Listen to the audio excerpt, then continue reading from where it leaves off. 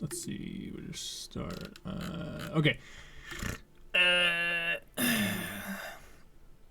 Trying to remember the exact. Oh, so I know that you guys are going to be starting your day after I don't know, somewhere around the 1 to 2 p.m. area. I don't remember the exact. I will go through the last week's VOD and then make sure that you guys know exactly what time and where we're starting whenever it comes to the next session. But there are some things that I wanted to go over and kind of hash out with you guys. Iron some things out, as well as make sure that we're all on the same level of understanding. And I do want to preface this that nobody's in trouble. Nobody is doing anything wrong. But everybody has bad habits. And it's some stuff that I've been noticing over the past couple sessions. And then I got Maxwell's, or Calcium, however you know him. I got his opinion on things because he's also a good friend of mine, someone that I've played with way long ago. But he's also DMing and has been DMing about the same amount of time as me, if not a little bit longer. And I know that he's had more he's had different types of campaigns and sessions that he's been a part of, even if they haven't ran as long or had as much whatever to it. Right. So some things that I wanted to go over were some of the issues that I've been noticing, and some clarification. And these are things that aren't going to make you play the game a specific way. They're not going to make you inherently, I'm not going to say better, but I will say that they will make you, it will help you. It doesn't make you the best player, but these are things to take into consideration for the future. Any campaigns that you might take on, or even if you pick up DMing yourself, these are some good notes to at least hold on to a little bit. And to take in consideration, because it is good information and will definitely help you in the long run, even if it has some things you have to work out. But the first thing that we're going to talk about tonight, and this isn't really going to have anything to do with the current campaign as to what's going on in the campaign, or really have anything to do with the story. In fact, this does have something to do with it, but not in the way that you guys are maybe gonna expect. The first thing I want to talk about is communication, metagaming, OOC versus endgame. So there has been some moments, definitely, where people have asked questions or they've brought up something involving the story or the character or somebody's last turn. And I've noticed this a lot with everybody, from Bryle to Karn to Lane, even Maxwell. He's done it once. Thistles, everyone's done it, right? There's a lot of conversation out of character that keeps happening when it's not their turn, when it's in the middle of combat, or be it about a question that someone has that's out of character while we are talking in character. There's a lot of failure to distinctify out of character versus in character talk, and I have noticed that over the past couple sessions, where you guys will ask a question during somebody else's turn, or where you guys will try to get clarification on something, be it out of turn or about something that your character wouldn't know. And it's something that we got to start to actually figure out and distinguish, because there are a lot of questions that are considered metagaming.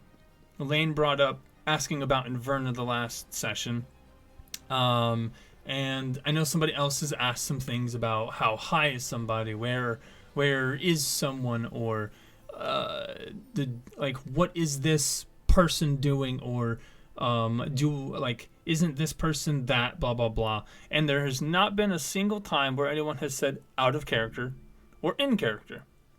And that's kind of causing some issues, especially when we do these summaries and we have everybody get back up to speed, or whenever I'm trying to make sure that everybody knows kind of what's going on.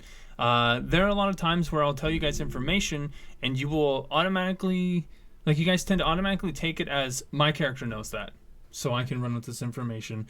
And you guys got to start asking yourself questions before you ask the general question you have. Was your character there at the time the information was given? So if you guys are talking, one person's at a pub, one person's at a smith, and the other person's out at the mine, and you guys all interact with NPCs, a common thing is you guys will get ready to come back to talk to each other, and then the conversations after that moment are never distinguished in character, out of character, and you guys talk a lot about a lot of the information that you guys have been given and act upon it, although you shouldn't, because your character was not there. Your character did not learn the information. They did not speak to the NPC. They didn't read the note. They didn't get a warning. They didn't get a whisper in their ear. And I've noticed you guys are kind of just taking that for granted. And it's something that we got to squish. Because there's been some metagaming, and there have been some questions about things in game that you guys have not gotten the information. And what I mean is that in D&D there's like a couple of different ways to get info. The first one is the description baseline. I tell you guys what you see, what you hear, who you see, what it feels like, taste, smell, etc., right? And then you guys can take that information and do with it as you please. But then there are other ways of getting information that you guys aren't necessarily neglecting or failing to do, but you're not directly interacting or actively seeking.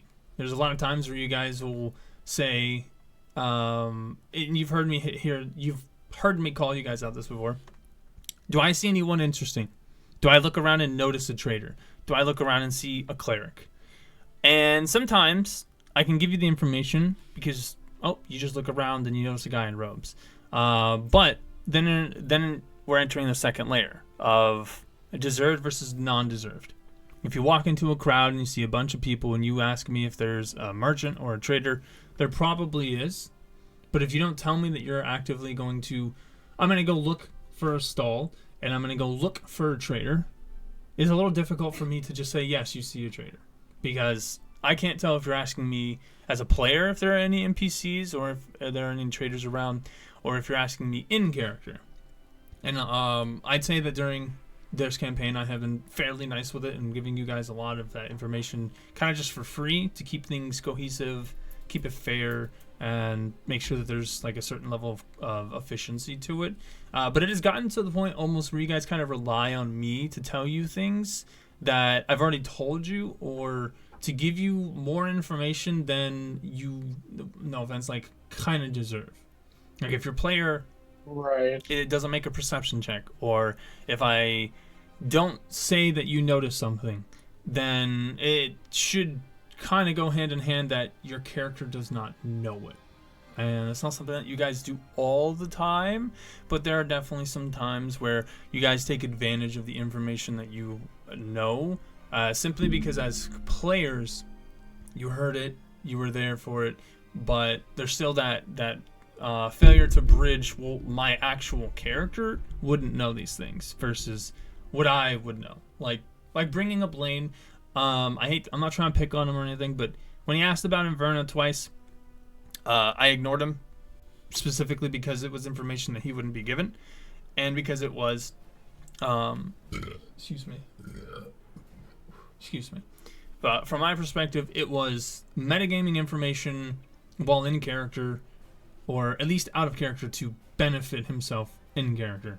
Because I don't know what his intentions with that information were, and I don't assume that it's nefarious things. But if you get information that your character shouldn't have been given, and then you try to act upon it, or you try to figure out a plan based off of it, that is just straight up metagaming. You're straight up taking information your character would not know, and you're acting upon it as if it is a solid fact that you should or would know, when inherently you guys shouldn't. So, please keep that in mind.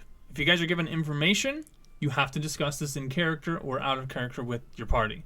And once that distinction is made, you guys have to keep that distinction of, okay, well, out of character I know this, but in character I don't. So I have to be careful how I act or what I say, because if I don't actively know these things, then how would I? Like we brought up Yasai last session, or one of the sessions, past couple sessions, and unfortunately, Mortia, you did speak the most on it, and you did agree that you weren't there, so you wouldn't know, yada yada yada. But before that information came out, you still did ask questions about it, and there was still like some presumed knowledge of it until someone said, "Wait, no, you weren't there, so you wouldn't know." And then that's when you butted in. You're like, "Yeah, it was this guy. I don't know this guy." Blah blah blah. And that was good that we got it. That we caught it. I'm glad that there was a distinction. But that's just an example of how you guys have let metagaming and information out of character kind of roll into your characters. And it's not terrible. It's not horrendous. But even Calcium/Maxwell agreed with me. There's a couple times where you guys asked information or said something to another player during their turn that they should not know because it's not in character info and therefore is metagaming. So try your best to put that filter on of what would my character actually know. Is it reasonable? Is it not reasonable? Should I know this? Could I know this? And then once you start asking those questions, start going, okay, how would I know this? What is the thing that gave me this info? And then make sure you guys are actually coming back as a group to summarize info and make the other part of the party aware of it. If you find out there's some demons doing some crazy shit and a cleric told you, you don't automatically just go back to the party and say, okay, we're going to go clear out the demon cave and then we'll go do XYZ because these are the quests we have. When in reality, the paladin, the sorcerer, the warlock, the rogue, his reaction should be, what demons are you talking about? I don't know who you talked to, but I don't know what the fuck these are. So just keep that in mind. Let's see. Okay. So yeah, it's metagaming. Keep that in mind. Were you there at the time? Did the party discuss it in character or out of character? And then can you separate the difference? What do you know as a player know versus what does the character know? Another thing, abilities, skills, spells, etc. If you as a player, or if your character does not have access to those things, you cannot speak on what another character would or would not know in that relation. So a sorcerer, if she has access to Fireball, that does not mean that everyone else knows that Fireball has a 20 radius. You have to make them aware. That being said, if you cast a spell, like if she casts Wither and Bloom, you guys inherently don't know what she is doing. Like your character would not know what she's doing because they have not studied that magic. They're not that class. They're not that subclass. So keep that in mind. If we're talking in-game, your characters do not know shit about any other character's spells. Unless you are lucky enough to be multi-classed into another class with another person that someone else has, which is possible. Even then, it's a stretch because of subclass difference. But keep that in mind as well. Your abilities and your spells, unless you share it with somebody else, they probably don't know what it does. Which means that Karn has protection. He can give advantage to any creature within 5 feet of himself. He can give a creature that he sees that is attacking a target creature within 5 feet of him disadvantage. So that if Karn and Mortia are within 5 feet of each other and a ranger shoots at Mortia, you can give them protection. But if Karn does not specifically make you aware of that ability or that skill before combat starts, you cannot go into combat assuming that you know this thing that he can do and begin to abuse it. Because your character doesn't know about it. Right. Like there's the happenstance that, oh, you just got lucky one turn, you're next to him, and then you realize during that turn, oh wait, he has this. Then that's something that your character learns because the turn has passed. You see it in effect, and somebody makes some note of it. Either Karn's like, oh, don't worry, I impose disadvantage on him because I'm within 5 feet of Mortia. Then that is a good way for you in character to be like, oh, he's able to defend me a lot more efficiently because I'm within his range versus if I'm 10 feet away. So there's like weird little distinctions like that you guys can go through with each spell and ability as you need. And obviously when it comes to like drawing flavor and so on, we can word it or make it an effect that it is somewhat more reasonable or noticeable for someone to have caught something or to have perceived something. But otherwise, you don't know anything about them. You gotta just keep that in mind. And then I will segue that into where is it? I just had it. Okay. Final little rule that I have in terms of metagaming and out of content versus out of character versus in character.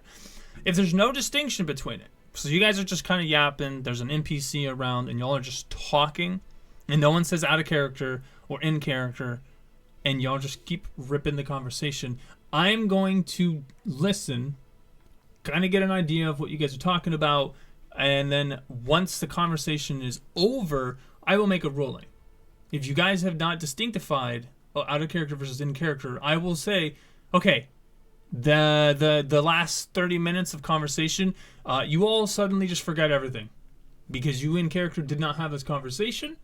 Unfortunately, you guys did not distinguish between in character versus out of character. So I have to assume that you guys are just thinking to yourselves, and this is not happening in character. So unfortunately, you guys do not know any more than the base amount. And this is because if I don't put this apply this pressure or punishment, you guys will keep getting information and ignoring the fact that you are this is still roleplay. You guys still gotta talk about it, and I want you guys to get comfortable with that, because not only is it going to help you remember things because you guys are talking about it a lot, you'll also get to roleplay your character a little bit better, because you'll be able to filter like, okay, well, how would my character react to this versus my player?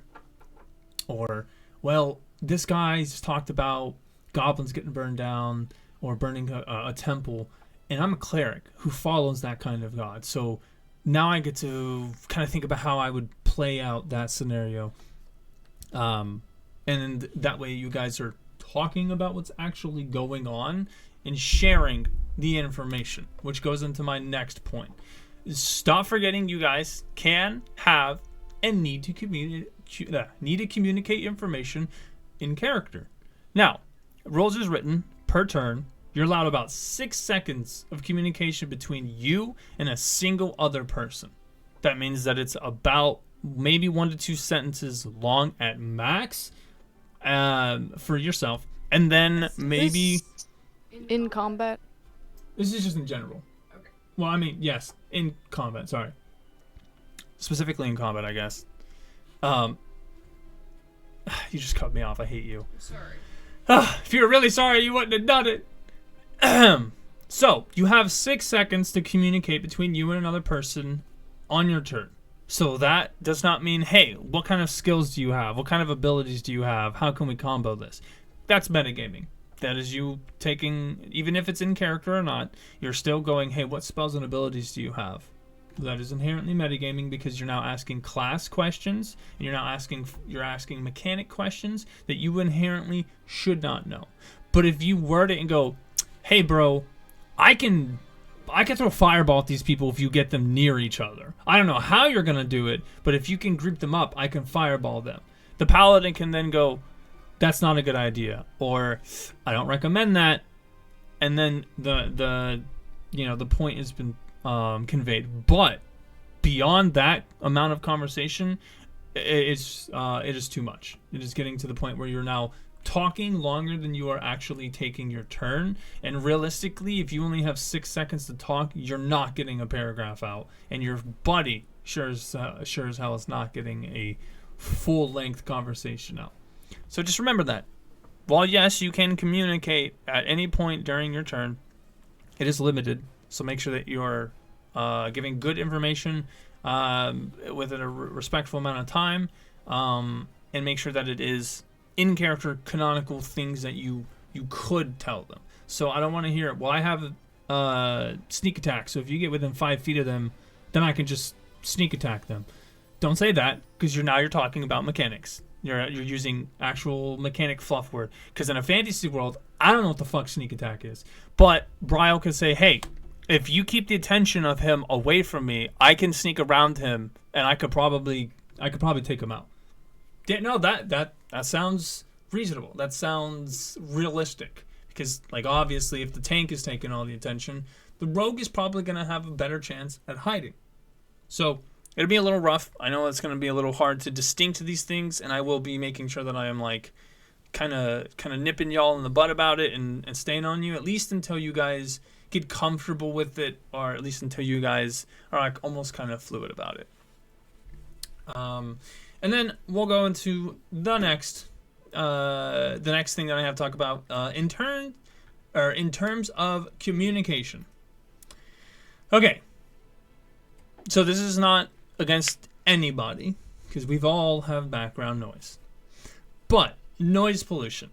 If it's not your turn, if you didn't ask the question, or if I'm trying to speak with someone, or if your character is not in the conversation, i.e. if I'm talking to two players and you're on the other side of the map and you're not talking to that NPC, please keep yourself quiet until a moment arises where you may interject. There have been instances where I've had to re-ask someone a question, or I've had to talk over people to get an answer, or to figure out what you guys are doing. And as the DM, I should be getting priority when it comes to speaking. It's not that I don't want to listen to you guys. It's not that I don't care about your opinion. It is just a straight respect thing. If I can't hear someone ask me a question and I have to have them ask me multiple times, you're just blatantly ignoring the fact that we're trying to be respectful, and it's, to me, it's showing that you just don't really care about the time that is spent on conversation, which it may not be true, and that is not in like inherently everybody's first thought when it comes to taking that action. It is just simple as if you're talking over me or another player and the conversation has nothing to do with you, nothing to do with the conversation, or if you inherently should not be a part of the conversation and it's not something important like, hey, I got an emergency, I gotta go, please be quiet. It's nothing against anybody. I don't hate listening to you guys talk, and there's like nobody inherently annoying in this party, which is a huge bonus. But there have been instances where, no offense, Martia, but dogs are barking over someone, or Lane has asked about Inferno when I'm trying to get a turn to go by, or somebody makes a joke or something about what's going on, but it's not their turn. I get it. We all want to make jokes. We all want to make our references. But if it's not your turn, please be quiet. And it also, I do have this, most of these on VOD, so we can all go back and rewatch it. It's really hard to listen to key information or to a conversation when I have someone's mic barking. And it doesn't have to be muted all the time. It doesn't have to be one of those things where the moment you think that a dog's going to bark, you mute. I get it once or twice. Like, we have a dog downstairs that thankfully hasn't been very loud, but even I have to mute my mic sometimes so the way that you guys don't hear what Thistle is saying, and vice versa. It's nothing against anybody, like I said. It's just we gotta limit the noise pollution so that we can keep information going from player to player, cohesive and efficient. I don't want to have to answer. Something that Bryle said, even though Karn already asked the question. But let's say Mortia and Thistle were talking over them. I don't want to have to do that. So just when it's not your turn, or if it doesn't really have anything to do with you, just try to be quiet. That's all. And there was something else I have. I recommend going to push to talk, so the way that you don't like hardwire mute your mic. But if you're not used to that, or if you're not comfortable with that, that's fine. It'll just become one of those things where we'll adjust everyone's habits as we get into it. Like, I know Karn, sometimes he mutes himself and he forgets. He's not aware of it. And then I have to be like, hey, bro, I think you muted yourself. It happens. I am not going to get upset about it. It's one of those things that you guys just have to work through. But that being said, it's a two-way street, so I need you guys to help me respect the conversation and time spent talking for yourself as well as other players. And then let's see. And then I think. And then this does go into another point on top of communication and so on. Planning your turn. Obviously, I don't care if you guys talk to each other about putting a plan together, but it shouldn't take up conversation space if I'm talking with a player or other players. And I've noticed a lot of instances where you guys aren't really planning your turn or figuring out what you're going to do until it is the start of your turn. And while that is not inherently a negative thing, when you guys are doing it every single turn, and we spend 5 minutes per person per turn. Well, now it takes 25 minutes to get through a single round, and as you guys are starting to see, this combat's getting longer. I'm not expecting you to know everything that you're going to do the moment combat starts. I get it. But if I ask you what you're going to do, and you go, well, I could do this, or I could do that, well, maybe this, but like I don't know if this or that or blah, blah, blah, and all you're doing is looking over your character sheet and trying to figure something out, after about a minute or so, if you haven't chosen what you're going to do, I'm going to say, okay, I need you to choose your action, your bonus, and your movement. Otherwise, we got to keep going. And it's not because anybody's slow or because anybody is dumb. I just feel like there's a lot of times where you guys are kind of glazing over turns where you're waiting for your turn to come up next to do the thing, but there's a lot of loss of focus, which I brought back the whole trying to keep quietness down, trying to answer questions. I want to try and make it easy for everyone to know what's going on. That's why I do a lot of times where, okay, Brian, it's your turn, and you notice the 3 orcs here, or this guy doing blah, blah, blah, or, you know, XYZ, whatever. And she could be like, oh, well, I know I want to get a sneak attack, but I know I have to wait till my paladin's in front of me. They might even say, okay, well, I want to really quickly yell, hey, let me get to the back line. And then, you know, this is my plan. Like, I want to get behind this guy, so I'm going to run back. Cool. Take your 35, 40 seconds to figure that out. But like I said, if 3 or 4 turns have gone by and I go, okay, so-and-so, what would you like to do? And you go, I don't know, give me a second. Then I'm going to automatically think you had multiple minutes. Why? Like, no offense, and I don't expect you guys to know your skills, like, off rip. I don't expect you to know every ability that you have or every trigger or every little effect, but I do want you guys to start to get a cohesive idea as to what you can do per turn. And if you don't know, just ask. I have a list I have a cheat sheet, so you guys, I can break down everything you can do in a turn, how to do it. In fact, it is in the information. You just have to scroll up a bunch. But there is a cheat sheet for what is an action, what kind of actions, what's a bonus, what kind of bonus, what's a reaction, movement, etc., as well as other conditions. So you guys should definitely be taking looks at those anytime you need them. Simply because last session took almost 5 hours. And no offense to anybody, that's an extremely long amount of time. And I checked the time code. At the 50-minute mark, we went into combat. We didn't finish combat until the 4 hour and 50-minute mark, which means that we spent 4 hours in combat, which is kind of crazy. I'm not going to lie to you. That is probably the longest amount of time that I've spent in combat. And I don't, like, there was no inherent, like, you guys were doing anything wrong. It wasn't, like, bad rolls. I think a lot of it was just, you don't know what to do. So you're trying to figure out everything that you can do. And then you're just kind of, like, throwing it at the wall, hoping it sticks. Which could work. But just keep that in mind. If it's not your turn yet, try to get an idea as to what's going on. And now I know this is going to be difficult because it's going to be like, well, how do I not metagame and think about what I'm going to do my next turn? What would your character know? How would your character react? So that means that if your tank goes up and he gets hit by a fireball and then you see 4 arrows raining down on him, you can assume they got a wizard and an archer.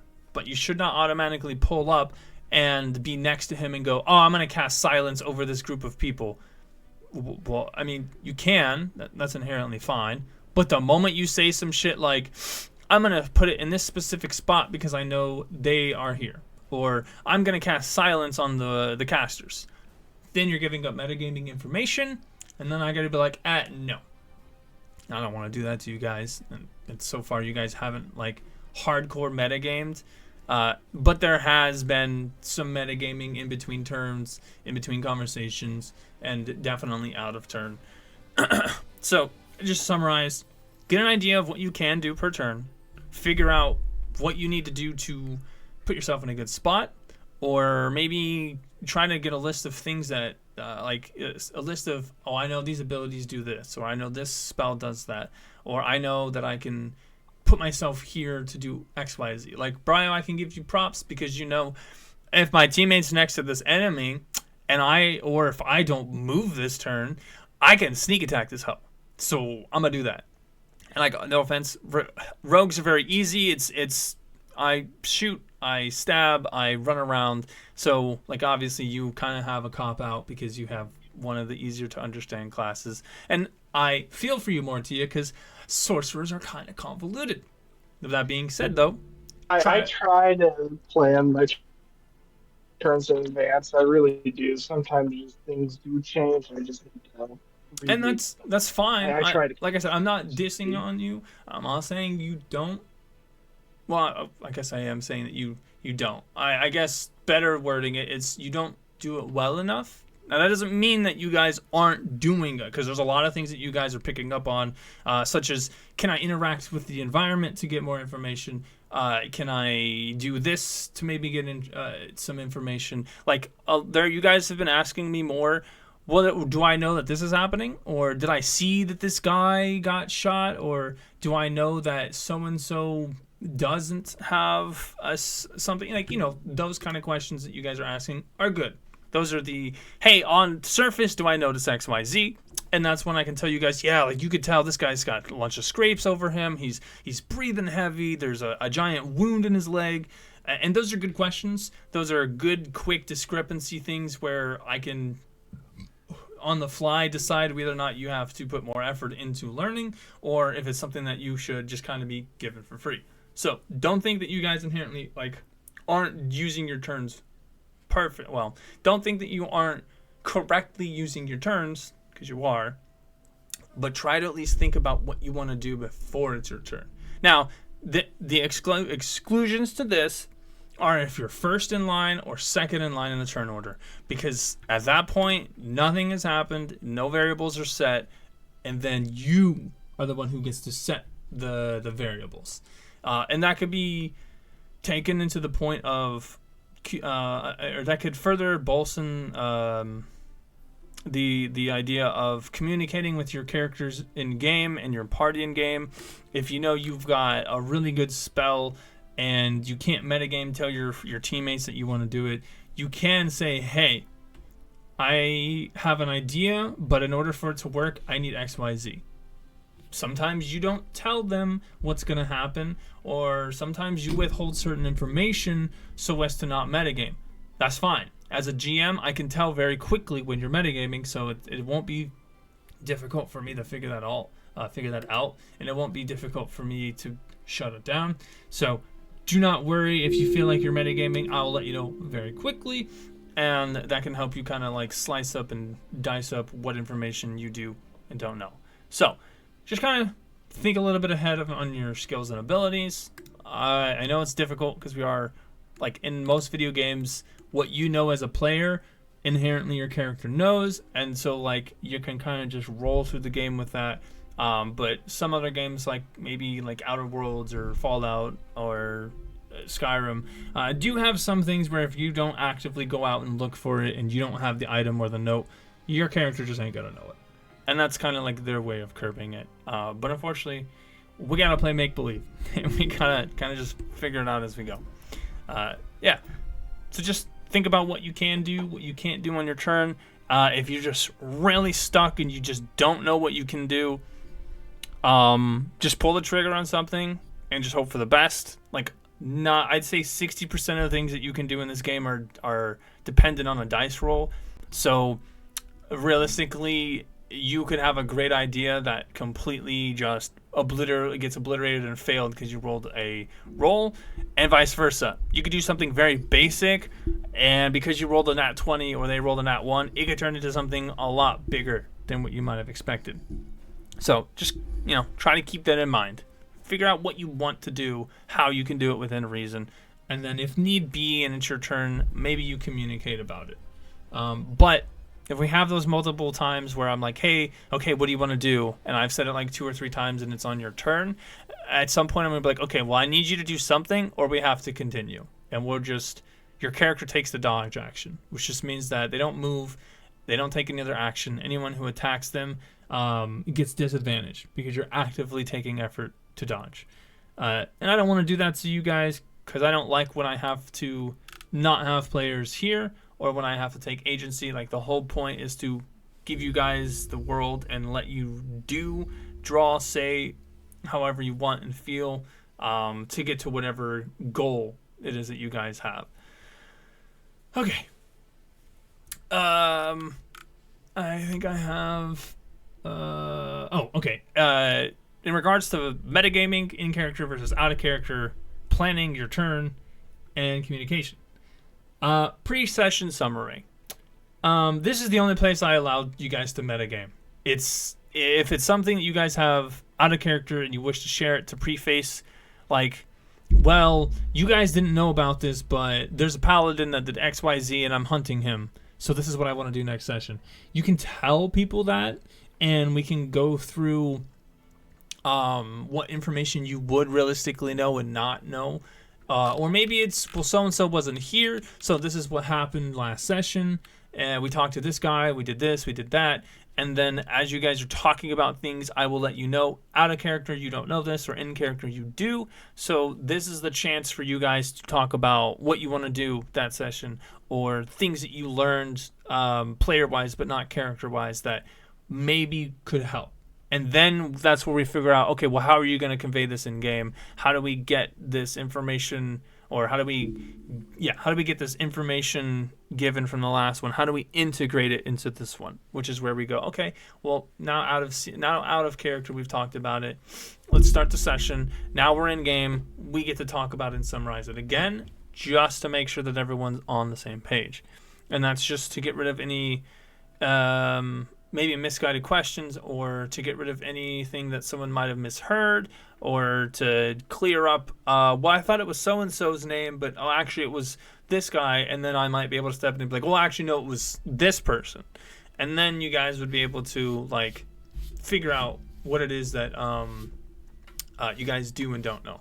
And then the final note on metagaming and communication, before we get into like one of the last couple points I have, if you ask me a question while we are in character conversation, and this is an out of character question about an NPC, a note, a place you guys went to, an event that happened, and you are asking me not general information like, what was the city that we went to last session? I can tell you. But if you say, what was the name of the guard in the city that we went to last session? As a DM, I am supposed to withhold that information because this is general information that you guys should know. So if I'll just say this because I'll make sure that Lane and Karn see this. If you guys are not taking notes and you are asking for very detailed information, I am not going to give it to you. Because if you take the notes and you pay attention, or even if you ask another player who is taking notes or paying attention, you can have these questions solved. And I equate that to the very... If you're asking me a question that you can Google, I'm not going to give it to you.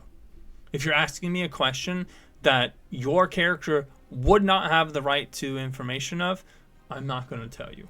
If you ask me to remember something for your character that has something to do with the plot or has something to do with the mechanic in game, I am not going to answer. Because you guys are now getting to the point where you have to figure out what is important versus non-important info, and that includes your notes. So if you're writing down like every little thing, it's up to you to go through and decide what is important and what's not. If you're just doing outlines, we went to this place today. We talked to this guy and he told me that there's some evil guys here. We went and talked to the evil guys and they gave me a note that proves that they're not evil. A session goes, 2 sessions later, someone says, hey, how do I know you talked to so-and-so, blah, blah, blah. Oh, wait, I remember I got a note from him. I could bring that up. But if you go, well, didn't we get a note from so-and-so? I'm not going to answer that question. And if your other players do not have the answer for you, if they don't go, yeah, my character was there, so I would know. If they go, well, we weren't there, but you were given the note, I will immediately go, you don't remember. Because now you're asking metagaming information, and you should have written it down, and now someone's just kind of pulling out their ass who they know or who they don't know. But getting very metagaming, saying that, oh, I wasn't there, but I do know that you talked to someone. That means you don't know. So, notes are important. I love being able to give you guys as much information as I can, but you have to be very careful with it, and you have to make sure that you're not trying to metagame the information. The reason Lane did not know about what Inverna, where Inverna was or what Inverna was doing is because his character did not step away to watch Inverna. They didn't ask an NPC to keep an eye on them. They didn't go out of their way to actually talk to the NPC or to keep an eye on themselves. So, unfortunately, Lane does not know anything about Inverna because the only time y'all saw Inverna was in the lobby. And I think that is it in terms of communication, metagaming, out of character versus in character, and then obviously the pre-session summary. And I guess just as a rule of thumb, if you keep asking me a question if you keep asking me a question and I don't give you an answer, don't keep asking it. Don't ask me. Keep asking your players. And if they don't answer you, I'm sorry, but I can't answer for you because I don't want to metagame. And I feel like even though you guys are relatively beginners, you guys have played enough to know like what you're getting into. Now, I would say that I'm less extreme than a lot of DMs. I'm not going to purposely go out of my way to find a counter. I am not going to see you do something and then go, oh, boom, fucking, you take extra damage. It's just going to be reasonable. It's not going to be like, let's use the Lane gold thing. He pulled up. He didn't use any perception to see if it was trapped. He just said, I want to grab it. Totally cool with that. I ain't got nothing against it. And then he took the damage and, he just kind of like walked off and was like, oh, like that kind of fucking sucked. But, it is what it is. If he had asked me, well, why did I take damage? I'd have been like, what do you mean? Or why did this happen? Or how come this, and that? And this gets into my another point, DM's law. If I don't answer a question after you've asked multiple times, it's not because I'm ignoring you, but it's a sign that the question is either an answer you don't, or it's a sign that the question you ask either you don't deserve the answer to yet, which means you didn't go look for the information. You didn't make a check to see if you learned it or not. You didn't ask an NPC. You didn't even interact with something. So that's the first reason why I'm not answering. The second one is it's probably a metagaming answer. So back to the Inverna thing, he kept asking about him, and the reason I ignored him was not because he was asking a bad question or because I had anything against him. It's because A, he didn't deserve the answer yet because he didn't do any digging, and B, it's a metagaming question. He would not know what happened to Inverna regardless if he saw Inverna in the lobby or not. Like, he just did not do anything to get the info. And then the very last one, it's probably a question that's already been asked, and therefore I am leaving it to the party. So if you guys ask, what about the crocodile from 5 sessions ago? I really hope that the rest of the players remember, because while I do, it is not my job to give you that information, because if I make the game so easy, you guys are just going to go to the places that I tell you, kill the things that I tell you, kill them or solve the quests the way that I want you to. And at that point, like, you just aren't playing the game, and that's just not fun for me. I want to see the crazy, wacky shit y'all come up with. Because it's fun, and it's, even if it's difficult, it's still interesting. It's more interesting to have to pull something out of my ass than tell you that, A happens because B happens because C. You go to the next one, I guess. Oh, you rolled a 10. Yeah, you jumped over a 5-foot square. Like, nobody wants that. So that's why I leave everything open-ended. That's why I give you guys certain information that you should and shouldn't. And that's why I am going to stop answering as many questions that I feel like you guys should just know. Now, that being said, when we have players who miss some things, and I've done this with like half of every campaign, like every player who misses a session, 9 times out of 10 I go, okay, hey, this is what you know before the session. This is the stuff that you need to know. This is what's going on. This is how your character comes into play. And Mortia, you probably recognize it. I told you how we were bringing Mortia in. I told you kind of like the setup for it, and then I let it play. And obviously, like, you did very well. Even if you didn't have the info that Yasai did, you did not walk into the session going, how the fuck am I supposed to, like how do we start this? No. Everybody will have, anyone who misses or is not here, you will be caught up to speed, or at least you will be told information that you need to know to help with the session. And then going back. Sorry. No, you're fine. You're fine. Going back to the main point, DM's law. If I make a ruling and I'm wrong, I will accept it blatantly, and I will make the proper ruling to maintain the quality and fairness. Like, I was wrong about climbing speed. I don't even know how I overlooked that. I don't even know why I got confused about it, but I was very happy that Lane reminded me that you had free climbing speed unless the terrain is extreme. Because now I know for the future, and I can go back and I can just say, you know what, XYZ happened, fuck it. Like, my bad, I didn't mean to mess this up. You get a bonus, and then I try my best to make reparations, and then we keep going. Now, that being said, I don't want a rules lawyer.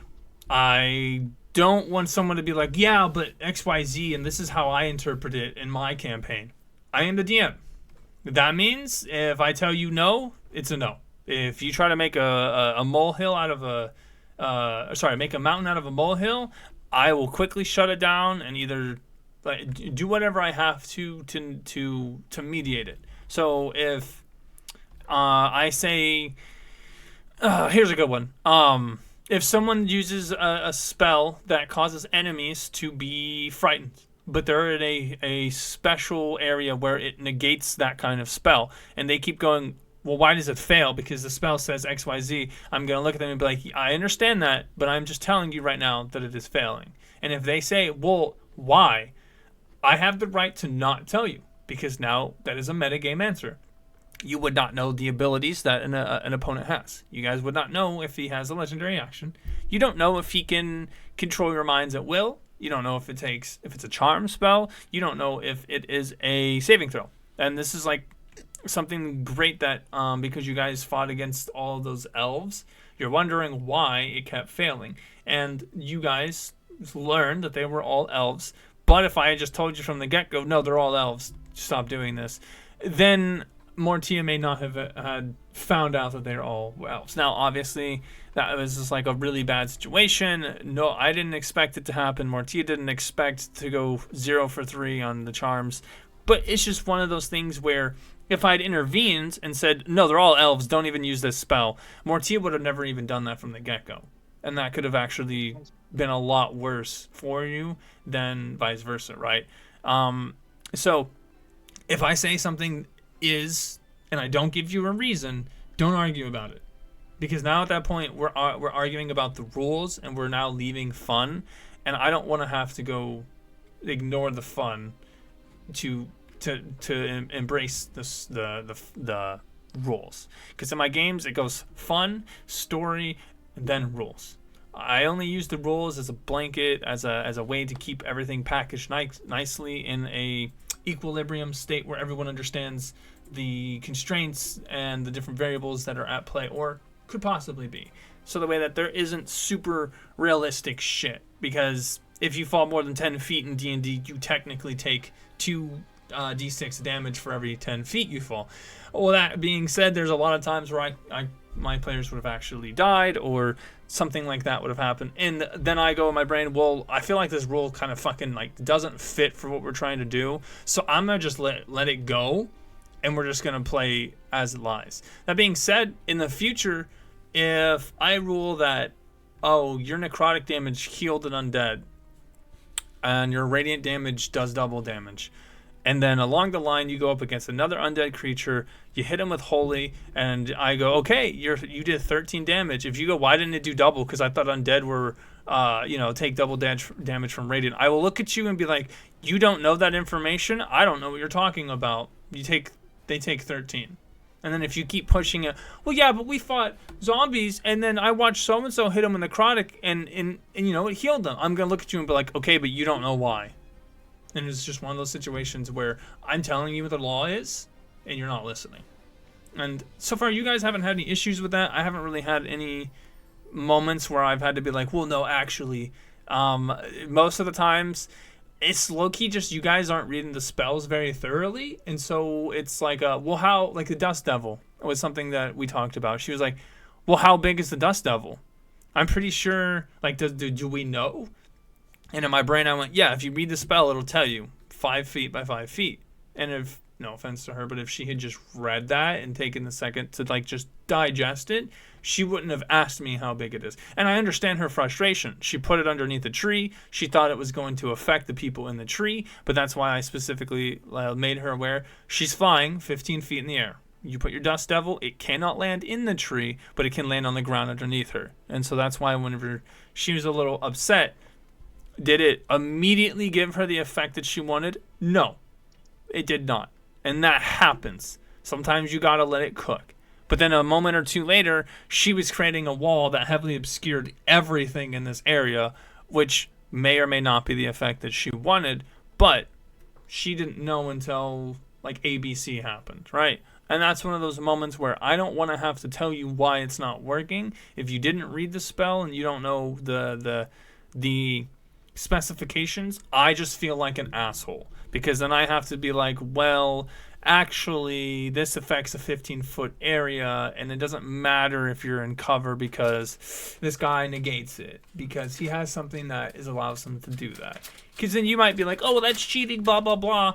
And you might not even realize that this dude only has that ability. That's the only reason why he's good. I can understand that. But if I make a ruling, you gotta let it be. And if we have arguments about it, I have only had 3 people so far from any of my 7 campaigns out of over 24, easily 24 to 30 people. Only 3 of them have gotten irritated with me, gotten into an argument with me, and then have been removed from the game. And I'm talking about mid-session. They never waited until after. They never wanted to talk about it in private. All 3 times, they got upset about a ruling. They didn't like that I wasn't DMing the way that they wanted me to DM. And then after I told them that, hey, this is not your game. This is my game. This is how I want to roll things. They all left. And I said, that's okay. I don't need to play with someone who I have to people please or try to, make them the center of attention because they want to main character syndrome. I don't do that. This whole campaign's about the party, not the fucking player. So, again, just when I rule something, don't argue with me about it. If you see me make a ruling on something that is just wrong, just like, well, no, that's not how that spell works. Say it, be like, hey, I don't actually, like, no offense, I'm not trying to step on your toes. I don't think that ruling is correct because X, Y, Z. And I'll take a look at it. I'll pull up a page and I'll go, ooh, you know what? Maybe you're right. And I'm fine with that. But if it's happening every single time that we talk about a spell or an effect or a ruling, at some point I would just be like, okay, you know what? Like, I don't even care about the rules anymore because now we're just penny pinching everything. I'm going to just start saying what happens and we're just going to roll off of that. I don't think you guys are going to be problematic, to be honest. This is probably like the last thing that I have to talk about that I actually think you guys will worry about. But yeah, it's just something to keep in contact. DM's law. I always go fun story, then rules. But let's just not argue about it. Because, like, realistically, I think that you guys are doing a good job. I think the RP has been fine. I think that the roles have just been so close. Sometimes it's a fail. Sometimes it's like just by a hair. And so, like, obviously, luck-wise, I think you guys are getting luckier than the last couple parties. I will say that for sure. And so far, I think you guys are doing a good job interacting with the world, like looking for things, talking to NPCs, trying to maybe interact with objects and or investigate things. I think you guys are doing fine, especially when it comes to after combat. You guys are paying attention to your resources. You guys are checking bodies. You guys are looking for things, and I'm not going to necessarily diss you guys for that, because staying curious is how you learn things. And as long as you guys keep staying curious and keep trying to figure out as much as you can within restraints, I will guide you guys on how to get that information, and I will make sure that you guys are rewarded for it. And then I think, other than that, it's just a refresher / learning. I want to do this when everybody is here. But whenever the party gets back together, I'm going to I'm gonna pull everyone in, and I'm gonna say, okay, I need so-and-so to do this, so-and-so to do that, and I'm going to go down the character sheet, and I'm going to ask each player for a specific role or a specific information, or to tell me something about their sheet, so the way that you guys are fully comfortable with Roll20, as well as how to use its tools and its compendium, so that in the future I can reduce the amount of time it might take to navigate, or maybe answer any questions you have about how something in Roll20 works, or maybe how to find certain information on your page. And this is not against anybody. I've noticed a lot of times when we get into combat and such, there have been some people who are like, oh, well, I don't know where this is at, or oh, I gotta go find this, or I'd be like, hey, roll me this, and they're like, okay, well, where's that at? And we're just at the point now where I feel like you guys should be a bit more acquainted with your character sheet. So you guys can think about it this session if you have any questions. I guess not this session, but you guys, if you have any questions about how something works, or how to add something, take something away, anything along that lines in terms of your character sheet, please ask them, bring them up. Do not be afraid. Like Mortia didn't know much about the compendium. That's fine. Hey, everyone's got to learn every single day. Now, that being said, go mess with the compendium, Mortia. Go search up spells. Go search up well, don't do monsters. That's kind of metagaming. But you know what I mean. Like, go search up spells. Go search up items. Pull up the description. Just kind of mess with it. Get an idea as to what you can actually learn. You can learn conditions. There are abilities, subclasses, rules. Everything that you could ever need is in the compendium. And if it's not, well, that kind of sucks. And we'll go over that whenever it comes up. But next session, I will have everybody sit down. I will make sure that you guys know the ins and outs of your character sheet. And if you feel like you already know everything and you don't need to be quizzed, then the only thing I can tell you is great. When I ask you questions next session, I don't want to hear you go, well, actually, because if you say you're good at something, I have to assume that you know at least the baseline stuff. Other than that, I know I talked a lot, so I'm sorry if I yapped your guys' ear off. But that's it. That's it. Any questions for me? Any concerns? I have some questions. Hell yeah. I just want to clarify so that I can make sure that certain behaviors are not metagaming. So if I am in a conversation with a character and I roll something and then I ask you a follow-up on the information that you told me, should I say, like, out of character and then the question? Okay, it depends. Let's go with an example. You're walking up to a tavern keeper and you're asking about the Thieves Guild, right? Because it's just a tavern keeper. They're gonna know some people. So you go up and you go, hey, can you tell me about the if there's a Thieves Guild in this town? Well, I might say, he looks at you a little confused and he goes, well, who's asking? At that point, you'd have to answer and tell me what it is you want to say. Now, let's say he tells you, well, there might be, I don't know if I can trust a person like you. You might say, let me roll insight. Let me see if he's lying about there being a guild. Or can I roll insight would be what it is. Can I roll insight to see if they're honest, or if there's anything else that I can I tell that what they're saying is truthful would be the best way to word it. You don't want to say, oh, are they lying, or do I know that they're lying, or do I notice anything weird? But you could say, okay, I got an answer I wasn't looking for. Can I roll an insight to see if maybe if they're not telling me everything? And let's say you roll high, like a 19. Obviously I make rolls against you guys because I can't just, there's a difficulty, but most of the time NPCs roll against your guys' rolls. That way you guys are just aware that you're not just fighting a random imaginary number that I pulled out of my ass for the difficulty. And then I say, yeah, you notice the inflections in his voice. whenever he says Thieves Guild, it's almost like out of fear.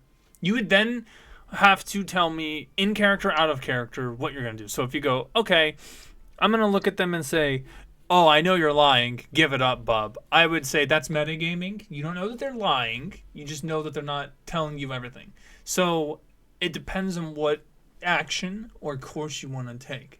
In that situation, if you had said, is it reasonable for me to assume that he's lying, or reasonable that he is not telling me everything, I would then go, you can assume that he's not lying, but he's not quite telling the truth. At which point, what would you do in that situation, Bryle? Don't know. Guess it would depend on why I was looking for the Thieves Guild. Let's say that you are trying to join them, right? So you're not a threat to them. You kind of look up to them. You've heard good things. So he goes, he asks you, why should I tell someone like you this information?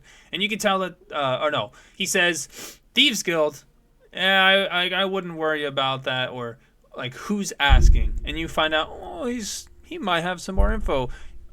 You might say something, well, I'm aspiring to be a part of them, or, well, I know somebody there. Then obviously NPC will react accordingly. But let's flip it. Let's go to, you're interrogating someone, okay? You got them in a zone of truth, and you know they can't lie. But me being the sneaky guy that I am dancing around the answer. How many soldiers were there? Well, I can tell you that there aren't 150 soldiers. Okay, well, you're not wrong, but like, fuck you, you're dodging. Then you might go, okay, well then, how do I get more information out? Ooh, I'm gonna intimidate him. I wanna intimidate him for more information. I will say roll, and then let's say you get an 18 and you beat his 15. I say, okay, how do you ask for this information? You go, I wanna slam. I stick a knife next to his throat and I hold it up to him while he's being tied down to this chair, and I wanna say, give me this fucking information right now, or I'm gonna slit your throat. Well, if you pass the intimidation check, I go, okay, as soon as you do that, he goes, please, wait.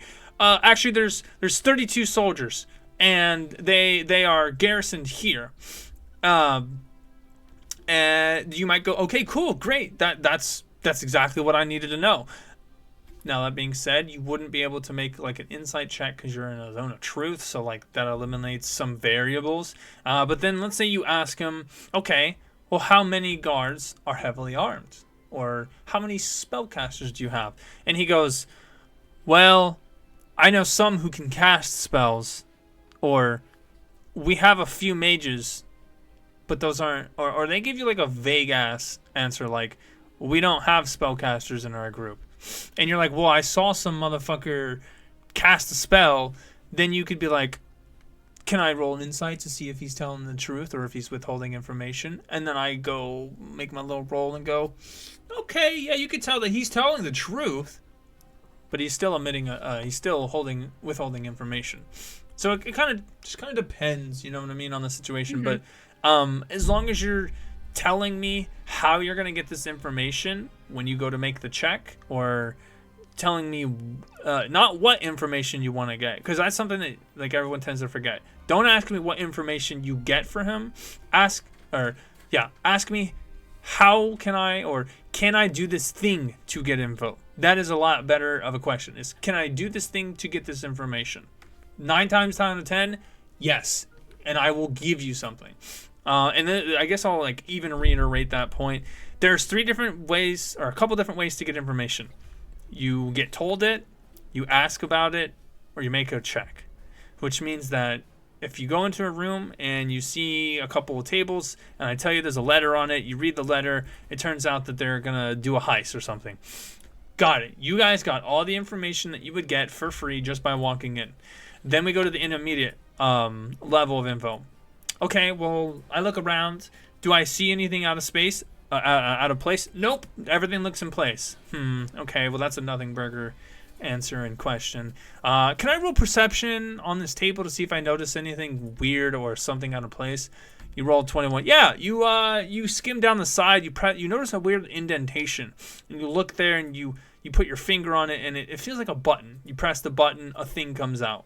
Now you just got gain access to intermediate information, not because you deserve that information for walking in the room, because you deserve the information by investigating and by going the next step. Well, let's say you read the note and it's in Elven. You don't speak Elven. Well, you know that there's a hidden door or a hidden thing with a note on top of this, inside this desk. And now you've got this other note that you can blatantly read and understand, talking about a heist. I'm going to go talk to my Elven friend. He cross-references it, and he goes, yeah, no, this is not actually real. The signature for the first paper was false. This document is fake to maybe give someone bad information. But the note that you found inside the drawer actually tells and details what's going to happen for the heist. That would be what they call exclusionary information. Information that you got by doing A and B and then C to get D. It's a lot harder to get that information because obviously you have to have the right things applied to the situation.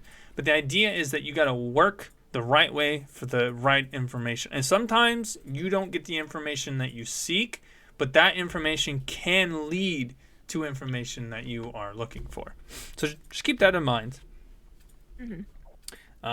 Anyway, next, any other questions, Brio? I hope that kind of cleared it up. Yes. I have 2 other questions. So situations, so you're talking about in battle or just generally, not like if you, okay, so like I wouldn't know like the spells that Mortia has and wouldn't know like how to call that out.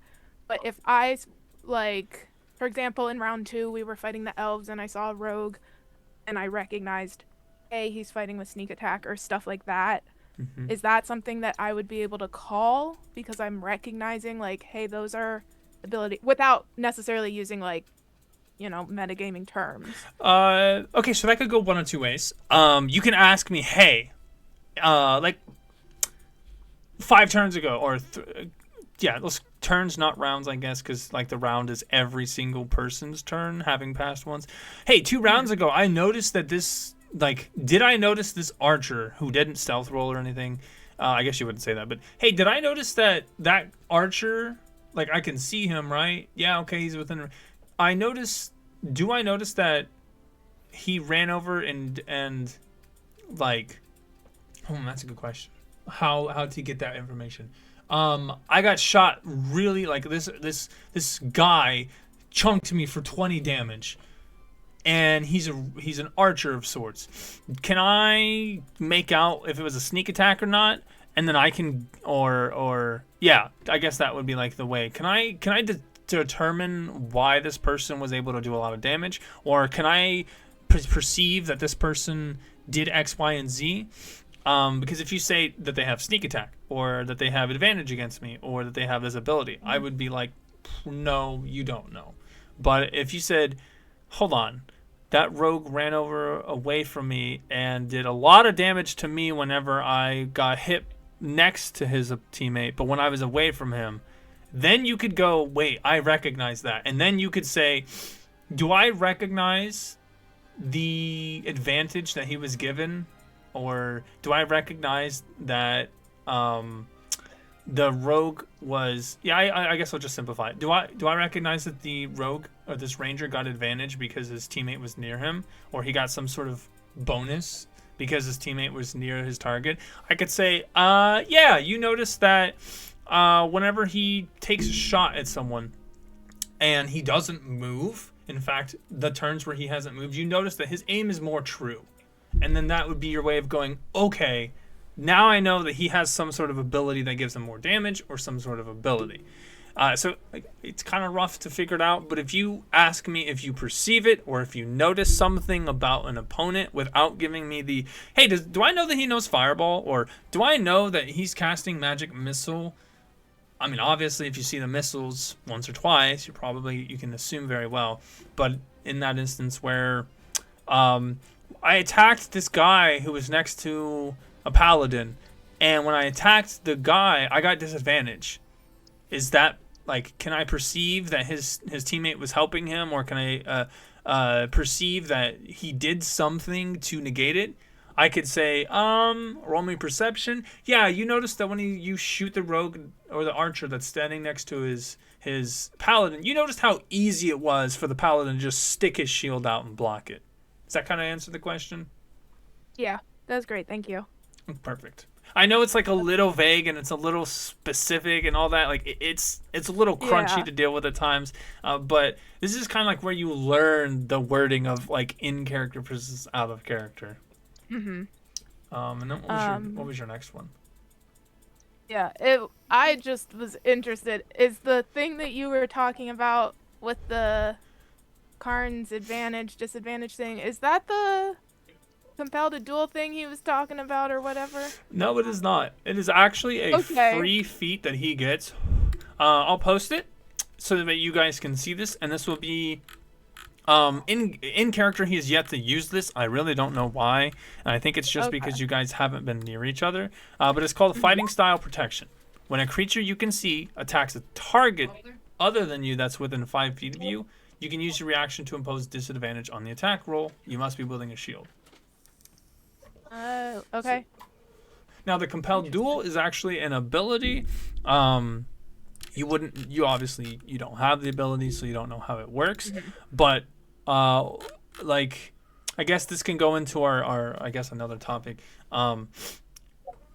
If Karn says, "Hey, I want to get this guy from behind cover, so I'm gonna move here to try and get this guy out of cover," and he says that in character. And you guys are like, okay, Karn is doing something to get this guy out of character or out of cover. You can assume that he has an ability or an effect that will allow him to do so, or will allow him to do something to that effect. Now, if he says, I have a compelled ability spell that I want to use on this guy, we just have to get him away from the fucking thing, he has to make a distinction between in character and out. If he says it's out of a character, I would say, okay, you as characters don't know that. Obviously, you guys have to play dumb and act like you're not aware that this ability works this way. But if he says in character, hey guys, I'm going to run around and I'm going to try to compel him to duel me, as is in his character, then you can assume that, oh, you know he has an ability that forces him or could force him to fight me. Mm-hmm. But if there's no distinct communication in character, you just have to assume you don't know. Now, that being said, if y'all are in character and you're like, I have a sneak attack ability that could work really well with your protection or with your hex spell, because you can give them disadvantage on this check or that check, and you're saying it in character, that's fine. You just told the players all of your abilities. I mean, whether or not they remember them is up to them, but if y'all want to communicate those things that I can do this, and I can do that, go ahead, as long as it's in character. Which is something that I will bring up just as a small point, because I know Thissa wanted to bring this up, and Karn was starting to initiate it. It's comboing. Excuse me. The only thing so far I think you guys are not doing well is just comboing your abilities. Excuse me. And what I mean is, first turn, it should not be, how do I get close to him? How do I get damage on this person? You guys should have the conversation of, hey, I've got protection as a paladin. So if Lane, you want to come sit next to me and me and you duke it out, I have you get all of the enemies against you have disadvantage just by you being within 5 feet. Boom, there's a plan. Now Lane knows to stay right next to Karn, because Karn can keep him protected. If Mortia says, hey, I noticed that guy has shot me a couple times with a spell, or let's say it's a spell that has a vocal cost. So you heard this guy casting a spell. Y'all see him do the hand movements, and Mortia goes, I can cast silence to stop that guy from being able to cast spells, but he's probably gonna try and leave the zone. If he says that in character, you guys can go, okay, bet. Mortia drops silence. We got to position ourselves to get ready to take care of the threat that's either walking in or out of that thing. And I think that's something Sorry, I wish I could learn that spell. I cannot. Oh, that fucking sucks. Bard, cleric, ranger, occultist. So, Ooh. Brial, maybe. No, Other I'm than a that, none of rogue. us can learn Yeah, she's a rogue. Oh, right, I'm a right. rogue. So I the- don't got magic. Thistle could learn it. Fuck. I think that's it. I think Thistle's the only one on the team that could learn silence. Wait. Yeah, none of us. I have darkness, but And that's not no, entirely bad. none of us can learn silence. I thought Karn had silence for some reason. I think we had thought about Unless buying like a scroll. subclass. No, he We doesn't. almost bought a No, scroll. I have a scroll Oh. of silence, but at some point I can eventually actually get the silence spell itself. Okay. That and if I ever get the opportunity to get sleep, I'm getting that ASAP. No hesitation. Yeah, that would be great. Do you know how sleep works? I've read it, I have a general idea, but I know I've been fucked over by sleep a lot. Okay, so I will explain it so everyone understands how it works.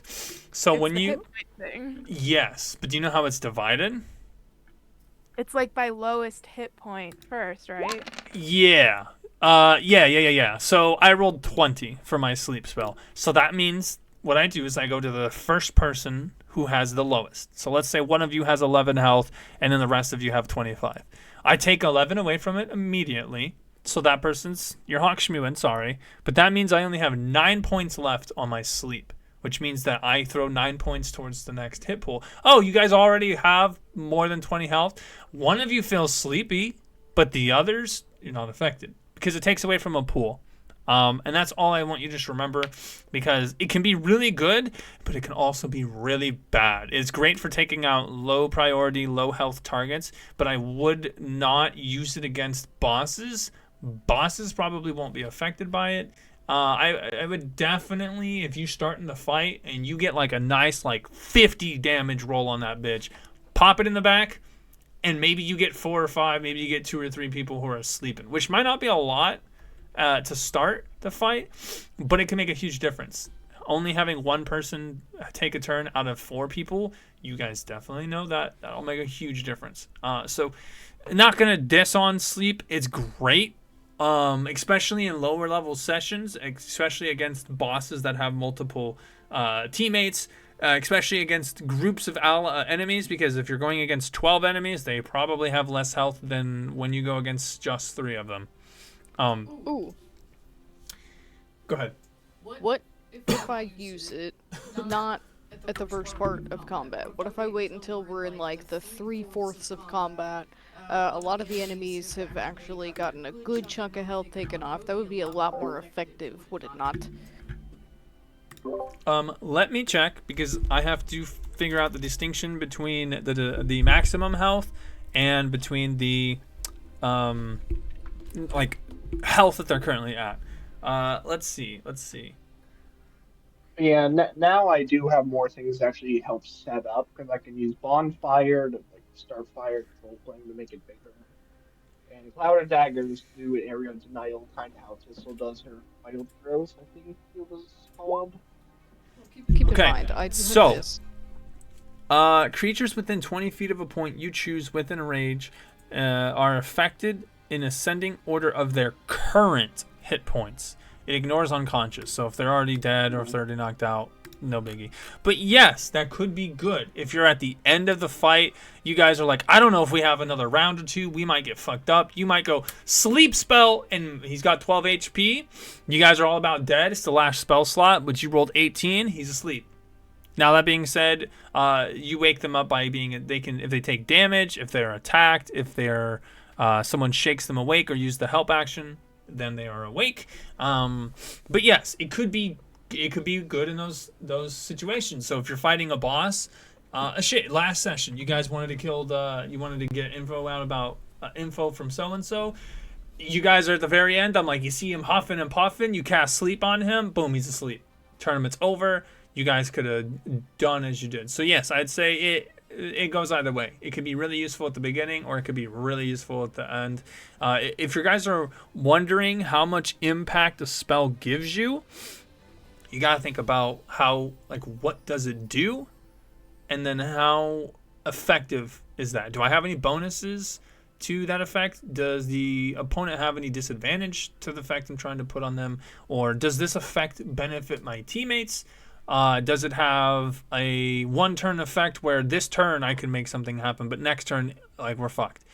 Those are things that you guys will have to kind of figure out as you play them. Obviously, some spells are better than others. Some spells just aren't that great. Like Mortia, you learned that Guiding Bolt really fucking hurts. Which I forgot to tell you, when I rolled a nat 7 on that, I should not have nat 7'd, and I should have actually had you down that round, because I forgot you had advantage against you. So that's one of those times where I overlooked the rule, and it definitely saved you. And that'll happen. Understandable. But yeah, it's one, if you want to know if it does anything or if your spell's good or not, ask yourself in how many situations could this be good. If you're one of those people who has a lot of things you can do, but only for specific things, you're probably not going to be as effective. That's why I always tell people if you're going to be a spellcaster, Wizard's the easiest. Wizard has the least complicated shit. Evocation Wizard is one of the easiest damage dealers. They got so much utility. Honestly, I think Wizard is probably one of the best spellcaster classes if you're just looking to learn how to play the game and do a little bit of everything. Now, obviously, if you guys get into the more specifics of like Arcane Trickster, Artificer, Warlock, so on and so on, then it changes, but that's everything. Okay. Do you have any questions, Mortia? Yes, I wasn't clear my throat because that I was just choking on some shit, on some pork. That's great. If a spell has two different entries in the compendium, one from like the handbook, one from the 2024 update, which one should we use? 2014. We don't use the 2024 rule set because it changes everything about the effect, what the spell does, who it affects. In fact, I'm not even gonna lie to you, every subclass is rewritten, most spells are rewritten, and 50% of all of the feats / abilities for every class and subclass have been rewritten in 2024 to make it an easier game. I'm not even gonna lie to you. If you want to play D&D really easy mode, which is you pretty much just walk in, slap your dick or titties if you're a woman on their forehead and then keep going, play 2024. But if you want consistent, reliable, like reasonable rule set, 2014 is the best way to go. There's a reason why so many people trust it and use it to this day. And I got nothing against the 2024 handbook, but I specifically don't cross-reference them. If I had the option to take it out, I just would. So just look for that distinction. If it's from the DM's guide, the player's handbook, or from Xanathar's or Tasha's, or anything besides the 2024 edition, we can use it. Right. If it is the 2024 version, stay away from that. It's evil. We don't like it. Okay, that is completely fair. I was seeing two different sleep spells, so I was just double checking what we were using. So avoid everything that says free basic rules. Yep. Gotcha. Any other questions? Thistle? No, but there is something I would like to talk about, if nobody else has any questions. No? Alright, considering silence, I'm going to assume that there are no more questions. Something I have noticed that is kicking us in the ass as the party, we don't have a leader. And I know that Karn and Lane are not here, so I don't want to make any kind of decision on that right now. I would love to wait until everybody is actually together, but considering the fact that we don't have a leader, from time to time it feels like we're kind of running around with like chickens with our heads cut off. And I will attest to that because I 50-50 agree. I don't think you guys need a leader, but I do think you guys need direction. I don't need one player. I don't need the paladin. I don't even need the fighter. It doesn't even have to be the fairy. It doesn't even have to be you, Mortia. It doesn't just somebody who has an idea of what you all collectively as a group would like to do. That's all you need in a leader. I don't need you guys to know, well, we're going to go to this spot of the map. We're going to do this thing, XYZ. Okay, I get it. It can be difficult telling the party what we're doing when the whole party wants to do different things. But at least 1 to 2 of you should try to take in all the information everyone has and then cohesively be like, okay, well, we want to go to City A to do 3 things, but we have to go to City B to do these 2 things. So why don't we make a plan to go to City B, then A, or vice versa, and then, figure out how you're going to do those things cohesively. And I don't need one person to speak for the whole party the whole time. I don't need it to be like, well, Karn's not here, so I guess Lane has to pick up and be the leader. Well, no, it could be Mortia and Brio guiding, taking the party and guiding them or shepherding them towards their objective. Nobody has to be the leader. But you guys need to figure out a general sense of direction, or at least someone has to be able to step in and be able to mediate and be like, okay, well, we got to do X, Y, Z, so let's do it in this way, or let's come out with a way to do it cohesively or to meet everybody's needs or wants. And I think what makes it necessary is this, just that you guys don't know. You know that you can do anything, but you don't know what you want to do, if that makes any sense. Yeah, no, I definitely understand it. I don't like to suggest what we do, mostly because I don't want sound like I'm forcing party to do X, Y, Z. So that, yeah, yeah. I don't think I'm ever gonna It would be realistically. nice. Go ahead. It would be nice for someone to kind of, and I even just take charge, which is To lead. yeah, kind of lead. Yeah. And that's Yes. fair. To be honest, if when I played D&D, I was not the tank. I was not the leader, but I was very quick to be like, okay, we want to do X, Y, Z. How do we do it? And when everyone kept talking about it, I'd be like, okay, well, this is what we're gonna doing. This is what we're gonna be doing. If nobody has any ideas, let's shake and bake. Let's get going. Because if we just keep talking about what we're gonna do, ain't nothing gonna happen. And like I said, you don't have to be the one that says, well, this is what we're doing. But if I ask the group, okay, what do you guys want to do? And you guys have brought up 4 or 5 things, then maybe you guys subsidize and be like, okay, well, we know we want to do this. Can we come into an agreement that we're going to do X or A or F? And then I would go from there. And I would definitely recommend don't be afraid to speak up if there's a lead that you have and you really think that you need to get on it because, well, it's been 3 days since we've been back to Phandalin, or it's been 4 days since we've been back to Nilfgaard. Maybe someone steps forward and goes, no, we gotta go do this, because if we don't, everything else doesn't matter. Or maybe someone has to be the mediator that goes, well, these 2 people want to go here, but these 2 people want to go here. I'm the one stuck in the middle. Maybe you don't want to make a decision. That's fine, but you got to. Somebody has to. Yeah, I am never going to feel some type of way if you end up making a decision. Because I'm going to bring up Deirdre. You guys do not know who Deirdre is. She was from a completely different campaign. But we were pretty much 2-person leading the party. Because same thing is we were kind of having issues going in certain directions. It's really good if you have 2 people who generally see eye to eye, but if you don't, it's good that you can talk about it and get different opinions on why people want to go to different areas. But at the end of the day, somebody does have to end up pulling the trigger and just go, we're going here because of this reason and that.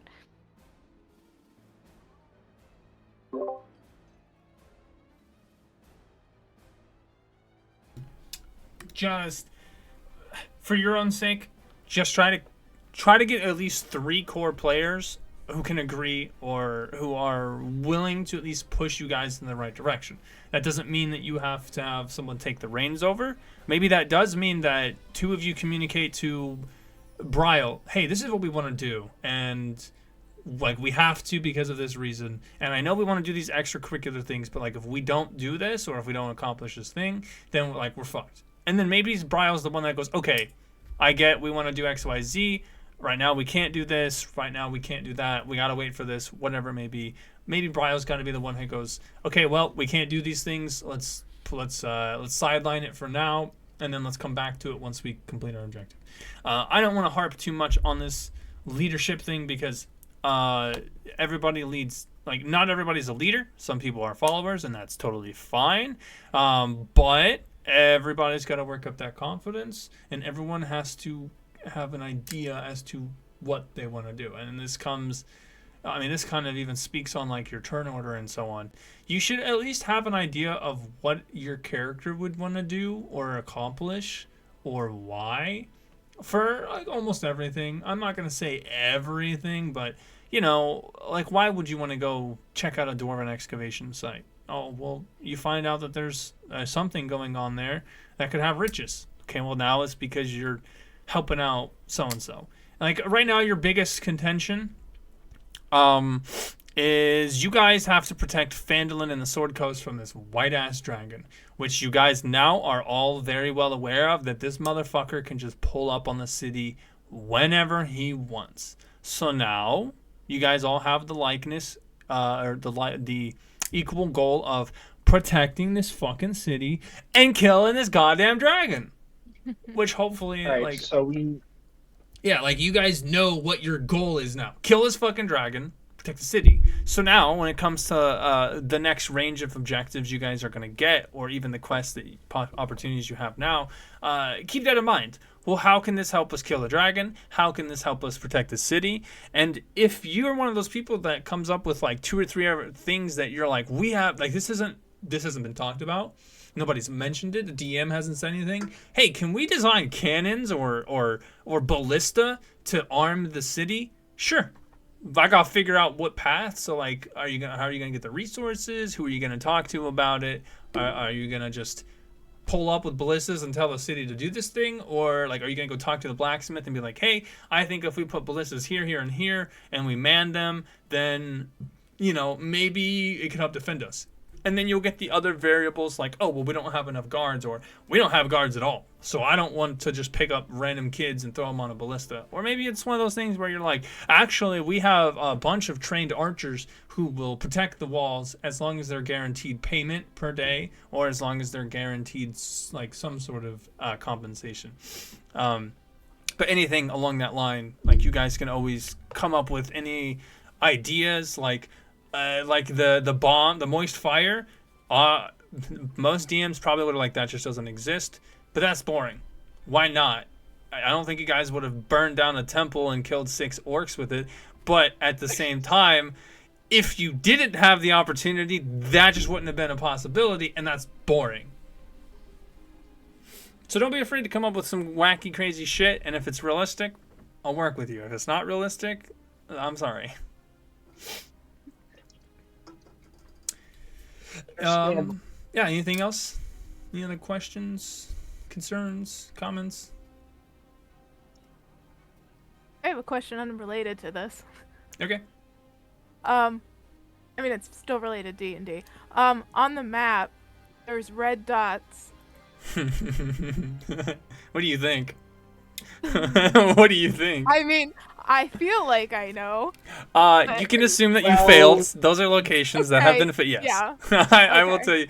Well, okay, not failed. I will say that those are dangerous locations, i.e. they cannot be explored anymore, or they are too dangerous for you guys to go back to.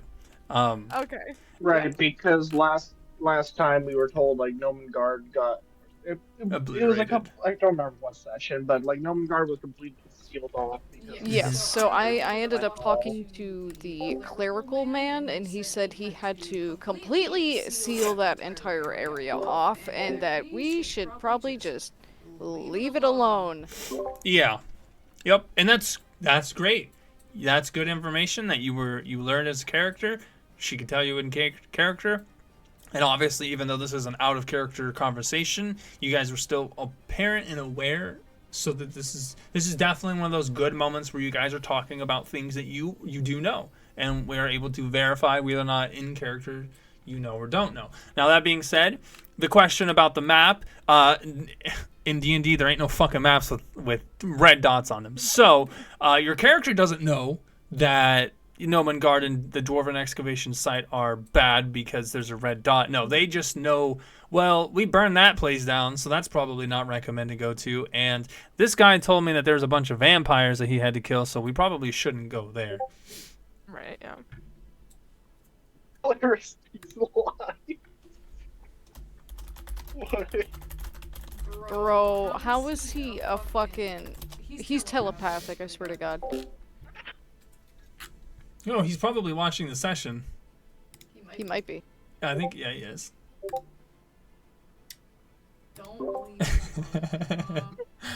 He's talking about, he wants you guys to go back to the cave. He wants to see you guys go fucking, okay, I'll be honest with you, he's the first person to tell you, like, we should have some crazy fucking shit happen. 100%. Oh, yeah, Thunder Twin, he is absolutely chaotic. Anytime you want to see me be extremely chaotic in a situation, pair me with this man, and there's gonna be flames spreading everywhere in about 5 seconds. Well, Mordia has, what do you have? You have... I have create bonfire and control flames. Thistle has Druidcraft. So I have Druidcraft. Oh, we all I have a one necklace fire. of fireballs. You have a necklace of fireballs. I think my favorite thing about control flames, I could just make my flames fucking jet black because of flavor. Would that be Change the would color he so like it's a just jet ceremony? black flames. Oh my god. Would twerking in unison, could we like use that as a ceremony? Would that be possible? Yeah. Okay, no, I mean, if somebody knows the ceremony spell, which, what's his name? Karn does, you could say, we want to do a ceremony where we twerk. I'm not going to say that it's against it. Even if you guys said that y'all just wanted to chant and twerk and do whatever, I will let you. It'll be one of those, okay, it's one of those things, it's an improv moment where I have to figure out, is what you're doing, is it constituted as an actual ability, an effect, a spell? Would this realistically cause something to happen? If y'all just start popping out twerking in the middle of the fucking town, people are probably like, what the fuck are you doing? But if y'all are like, at the end of the Tournament of Power, y'all just start busting it down and start twerking, and maybe they start cheering with you. Maybe you just started a new trend where elf ladies are now dancing on poles and shaking their ass for silver and gold pieces. Who knows? What if I crouch above somebody multiple times? Up and down. What if I teabag someone? If you teabag someone, I have to assume that is a sign of disrespect. Because that is. It will be. Comes back from the fucking dead, just grabs me on the ankle. Yeah, like what if you teabag a zombie and he just grabs you by the pussy? Now it's not so funny. Oh god. God. The whole thing?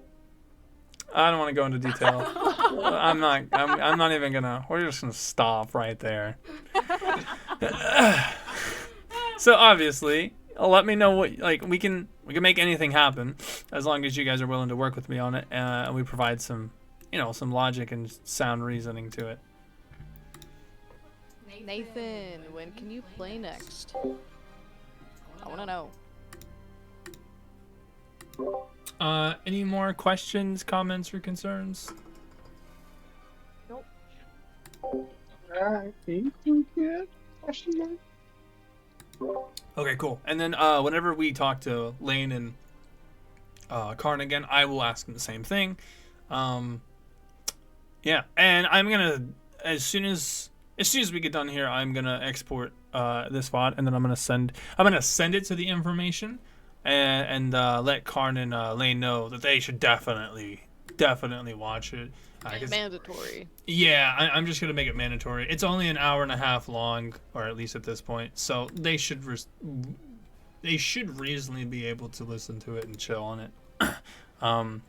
But it just serves as our our interim 8.5. Technically not a session at all, just a good way for everyone to chat and just iron things out. Because like I don't think you guys are inherently bad or doing anything terrible. I think y'all just maybe you just need some more experience, like realistically. It's a bad habit in the bud. Yeah. Yeah, because I don't want you guys to go into another campaign and then you ask a question or you make a statement about something and they just go, "You're metagaming. Stop." Because I don't want them. I mean, like as players, from a teacher to a student, I want y'all to learn well, and I don't want y'all to. I don't want you guys to go into other campaigns and getting shit on because of something you should have known or something that you don't know. I want it to be they made a dumbass fucking rule and that's not rule as written, and you get to call them out for being a shitty DM. Because I've had a couple of players who are like, "Oh, well, you're making this thing way more difficult than it should be," and I'm like, "Well, you just failed." Like, okay, example, this guy wanted to climb a mountainscape, and I was like, "It's very difficult. Like, you cannot climb up this normally." He goes, "Okay, well, I'm going to use pythons." Pythons are just metal rods that you can attach, attach to a rock face, attach rope to, and grab on to make it easier for climbing. It's very commonly used in rappelling and climbing anyway. And he said, "I want to use pythons to go up this wall." And I said, "Okay." The difficulty was a 15 before he even applied anything. Adding pythons, it goes down to a 10, and he got pissed because he rolled a 9. And I said, "You just didn't roll high enough." Damn. Yeah, and he was like, "Okay, I'm calling you out because so-and-so was able to climb up this." And I said, "Nope." I told him it was slippery. The water makes it difficult to go up it, and he rolled twice. He failed the first time, got up the second time. That's fair. And he goes, "Well, yeah, but like he rolled a 12." And I said, "It's a 15 for difficulty. He rolled a 17 the second time. Why would I say no, a 17 doesn't work? Why would I give it to you on a 12 if it doesn't work?" Because it was extreme. They were trying to go up a staircase, and he said, "Fuck that. I want to climb the rock wall that's 30 feet high next to a waterfall." Why would that be dry? And so he, in the middle of it, quit because he's like, "No, this is unfair, blah, blah, blah," which sucks because it was a level 3 campaign where you start out level 1, and from the get-go, he was metagaming. He killed a group of goblins who were waiting in ambush.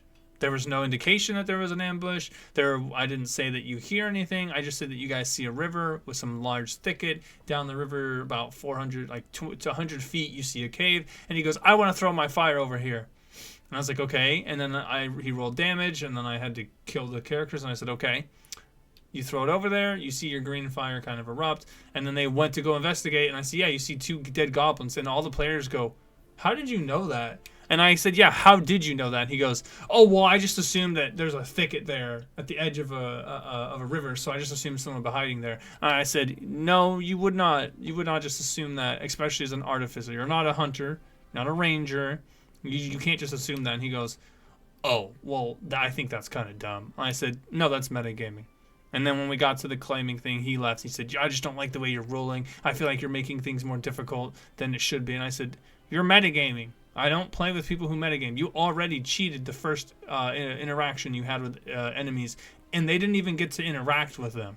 You literally just circumvented an entire combat because you knew that they were there. You're not supposed to do that." And everyone else is like, "Wait, so you've played this before? You knew that they were there before anyone else did?" He goes, "Well, I mean, yeah, this isn't my first time playing D&D." And I said, "This is a beginner's group. I told you you have to not have any information about this. Like, this is just not cool." And so he eventually got kicked, and he made a big deal, and everyone was like, "Oh, bro, I'm so sorry." And I was like, no, you guys are fine. I'm sorry y'all had to deal with that. That fucking sucked.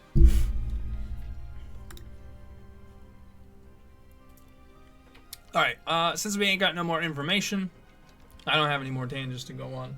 I'm gonna go ahead and